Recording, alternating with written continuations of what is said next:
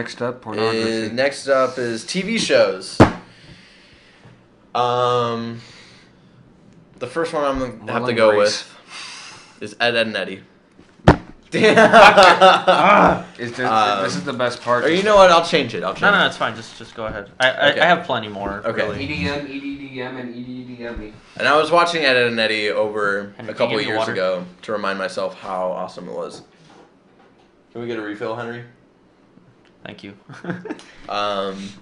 So it's just so weird, and I love the theories around Ed, Edd n Eddy about how all of these kids are in purgatory from different time zones, because it makes sense of like why Rolf is like hella like not up to date with technology. He's the son of a shepherd. Jimmy with Or is it many doors, huh? Which Good one? boy. or who's the kid with the Plank? Johnny 2x4. Johnny 2x4. Like that kid is obviously from like the 20s or like the 20s to like 40s, somewhere in there. That's really fascinating, and it's probably like not actually canon, but that what surrounds it. It's not canon, but it's James Buchanan. Fuck. I got 1,000 of these. You were saying?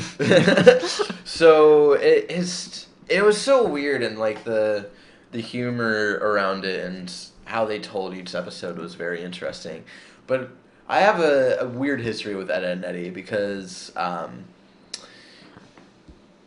ex-girlfriend of my father was very against the show and would refuse to let me watch it at all. My parents were the same way with Codename Kids Next Door. They thought I would rebel. Well, rise up. I really like... They're making us eat rainbow monkeys! So there was always, like, Ed, Edd n Eddy was way more interesting than it probably would have been if it hadn't been blocked so much when I was a child. So I have to go with that and another classic, because I'm raised from Lakewood, Ohio, which when you hear that name, you're just like, oh, it's country and it's in the middle of the country and whatever. It's like, no, it's sort of this rundown city in the streets, you know. And a show that really resonated with me because it was a lot like that was Hey Arnold. Oh, okay. And Hey Arnold was just it was so fascinating as a kid, and then to watch it as an adult and realize how fucking weird the show is and how crazy like these stories are. But just like I love the vibe of like you're in like middle school and you're hanging out with all your friends. And then just a pigeon. Or wait, were they in middle school? They were in elementary, I think, right? They were constantly in like 4th grade. Or all I know is that Arnold wore a blouse for some reason. No, it was a shirt. It was a long button-up flannel with like a sweater over it. He dressed hella dope. Like that is the epitome of '90s like move it, football head style. Yeah, I really treasure Hey Arnold. I think that's. Is that why you refuse to leave the stoop? Stoop kids afraid to leave the stoop. Stoop kids afraid to leave the stoop. That's a great episode because it's all about learning how to move on and to explore the world. But also like the story of like the vague story about like his parents and like how they possibly died and all this stuff. It was always very fascinating. They were gonna make a movie where they look for his parents. They did make a movie, but it was about something else. It was like no, they were going to. Then they made that movie.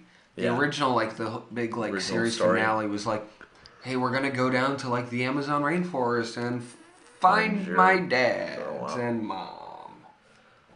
His dads and moms. There are several dads. He's Elias. Okay. So those were my childhood classic TV shows. What about Fluffy. you? What about you, go Fluffy? next. Yeah. So that he gets a chance for me to. First one, The Grim Adventures of Billy and Mandy. Okay. I was a little late to that game. Yeah. I loved that goddamn show. He's gonna say Invader Sim next, isn't he? What? No, nothing.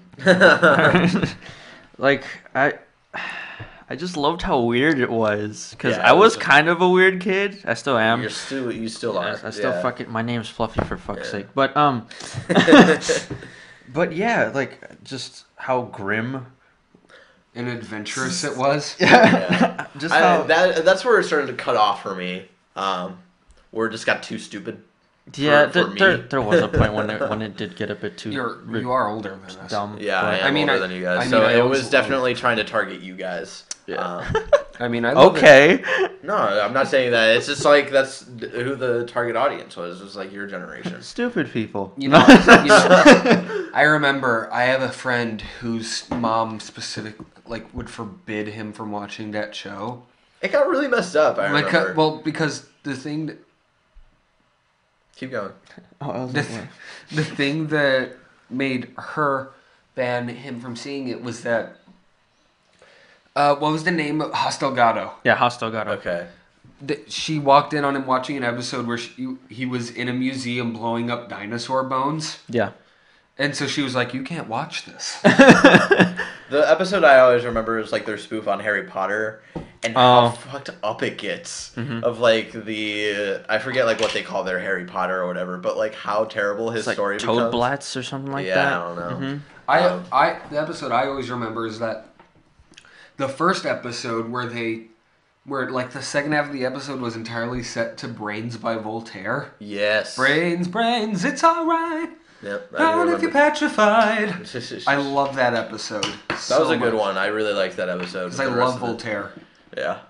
And we know you do. You know what I always loved? You know what I actually always loved but never got a fair shake? Do you remember that show that they put with the Grim Adventures of Billy and Mandy, Evil Von Carne? No. It sounds vaguely familiar. I'm gonna look this up. It's the bear, the brain and the bear. Yeah. Oh yes. And his stomach. I remember playing the Cartoon Network when you go on their website. I remember playing the game of theirs. Dude, I used to play so many of those games. What? It was Evil on Carne. Von Carne. Von Carne. Evil Von. And it's always like something only I remember because I love that show. Yeah. But Billy and Mandy got picked up, and not that. Yeah.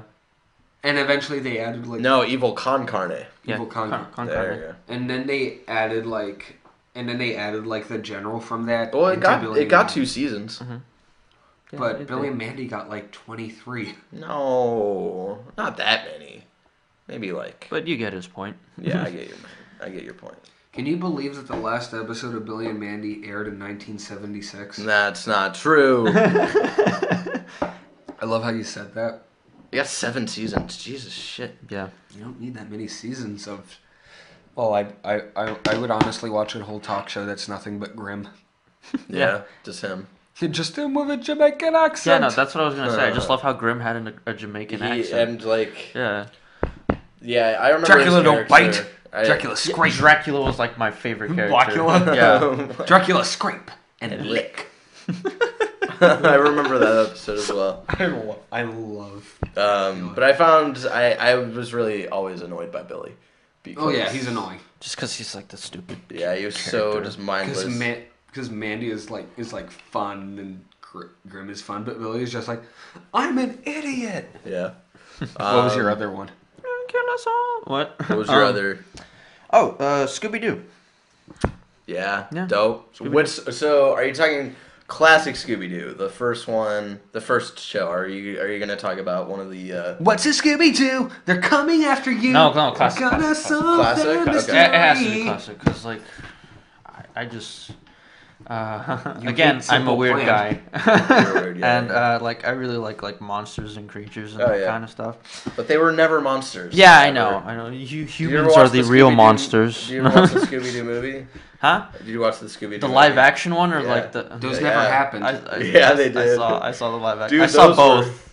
Oh, I forgot one for nostalgic movies. I want to shout out Flintstones and WWE SmackDown. I never watched that came out a month ago. Stop. But yeah, I remember that Scooby Doo movie was something I would watch all the time. Do you remember Scooby Doo and the Cyber Chase? That was a great one. That was sort of the 90s. Can I point out? I want to point out something. The guy with the red hat, his last name is Macklemore. That's fucking crazy. God, he went on to do worse shit than create a computer virus. Like solve gay marriage. I think my favorite villain. Macklemore. Yeah, what's your favorite? My favorite villain from Scooby Doo. Okay, there's like 2. Number 1 is Geronimo. Yes, because I loved whatever like he came out. He's like Geronimo. I just love that. And then the second one is the Ghost Scuba Diver. Yes. Okay. Yeah, because like I remember when he was first revealed, like he just comes out of the ocean. He's like, woo! It just sticks with me. When we get to video games, I'm going to talk for hours about Scooby-Doo Night of 1,000 Frights. Yes. No. Yes. I love that game. Okay, but hold on. First, let's go to you for TV shows. Okay, I'm going to avoid things like The Simpsons or Futurama because those are like things I still watch constantly. Yeah.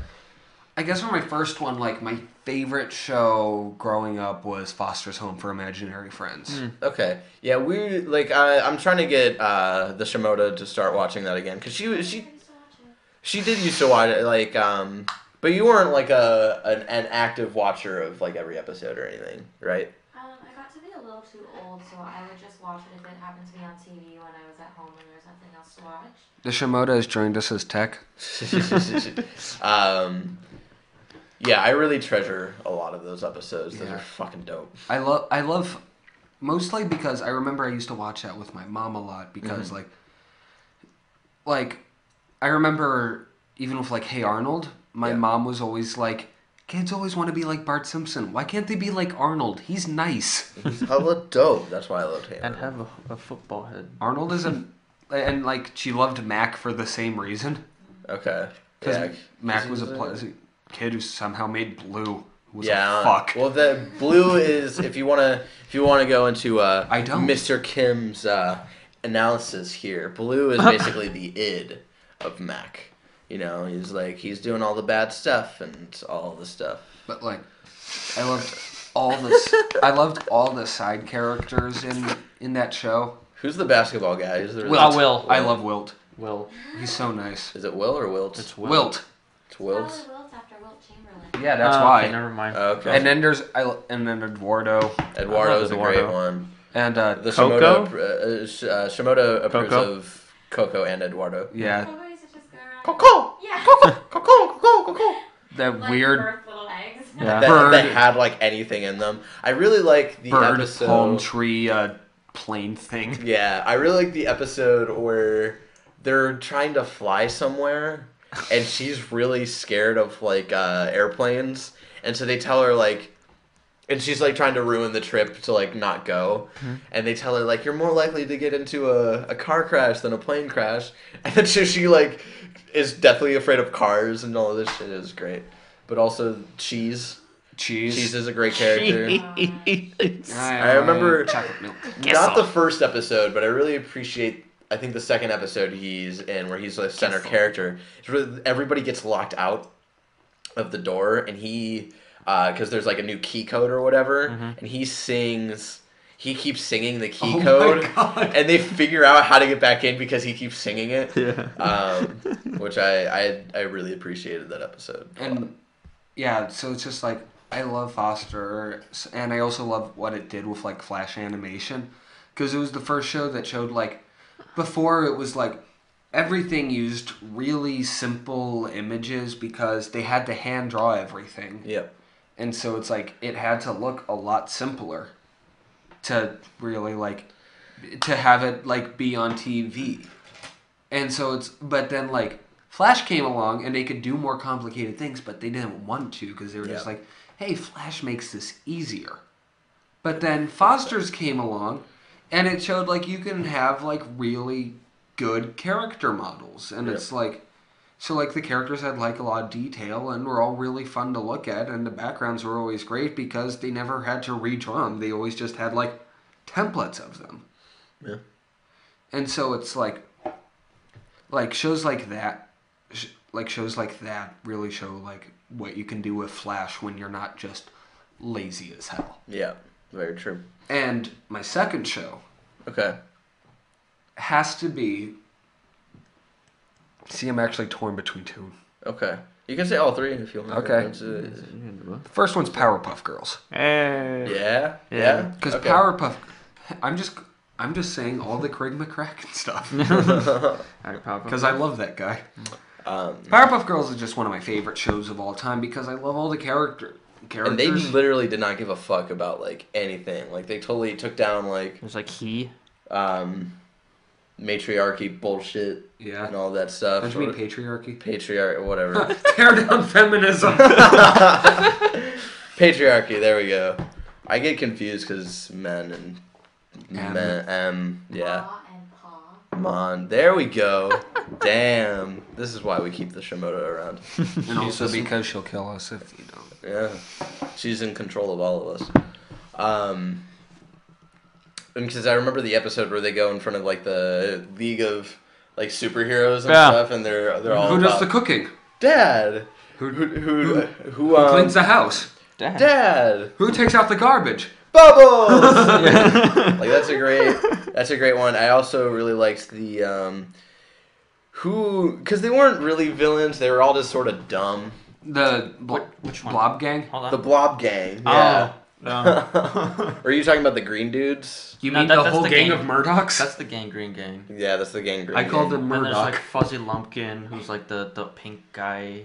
Yeah. Like the Outback guy, whatever. Yeah, there was Fuzzy Lumpkins and him. Him was amazing. Him was awesome. I said he. Yeah. Mojo Jojo. Which connects to one of my favorite jokes from Powerpuff, from Foster's, because like in the first episode, it's like, some kids just don't have much of an imagination, and so you just take characters from shows they watch, and it was Mojo Jojo. That's fucking dope. And so Powerpuff Girls is just a great show. Yeah. It was. And then they're bringing it back, aren't they? I think so. At least they're probably gonna ruin it. Thing. Yeah. I hope they don't. And I mean, like, Craig McCracken still does things, because he does Wander Over Yonder, which I haven't watched, but I heard is good. Yeah, I've heard. And his wife does, like, well, she stepped down, but she started, like, My Little Pony, new one. Stop. What? So it's like, she's still in the business, too. So if they get both of them, I think it can still be good. Plus, they still have Tara Strong, who voiced Bubbles. Tara Strong will forever be. Yeah, I remember Ricky hates Tara Strong. Why? Because she's annoying. She's got an annoying face. She's got annoying fake titties. If you watch that Brony documentary, her whole presence is just annoying. Is it on Netflix? It is on Netflix. Ricky made me watch the whole entire thing. That's terrible. And I'm not trying to be a dick, but it just analyzing that movie, there seems to be something connected with Asperger's and being a fan of My Little Pony. I'm not kidding, because every single kid they fucking interview, they talk about how they have Asperger's and shit, and it's just like, there's some correlation here. I used to watch that show. Then I gave up when I could tell that they were like... The newer one that all the bronies are all that about. One. Yeah. I stopped watching it when I realized, okay, they're just pandering to the fan base. We all have dark past. Yeah, we do. Because they had... I have the NSYNC dark past, which we'll get into a little bit. There was an episode where they had a pony with a fedora and a grumpy cat as its cutie mark. Okay, we're done. We're talking about And my third cartoon that you said I could talk about really quick, like yes, Ren and Stimpy. Yeah, I was thinking about talking about Ren and Stimpy. Because I used to watch as a kid, even though I knew that that's a terrible idea. Well, there were some episodes that were supposed to cater to children, but then they had their total, like George Liquor! I really like the... These hands! What's the... who's the toast guy? Powdered toast man! And then like the commercials they did for log. It's log, it's log, it's big, it's heavy, it's wood. It's log, it's better than bad, it's good. John Kay is a genius. Yeah, those shows.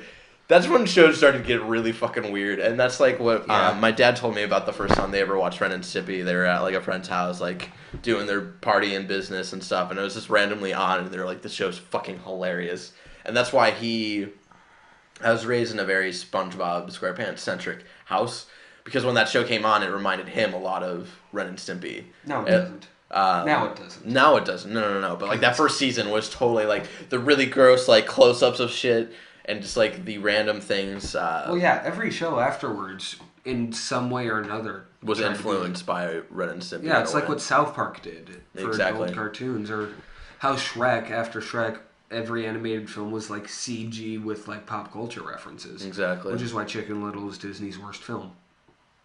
It's a great movie. No, it isn't. I liked it. What's the song what's the REM song? It's the end of the world as we know it. I just remember like they kept using that song. I was like, fucking stop. Stop. Alright.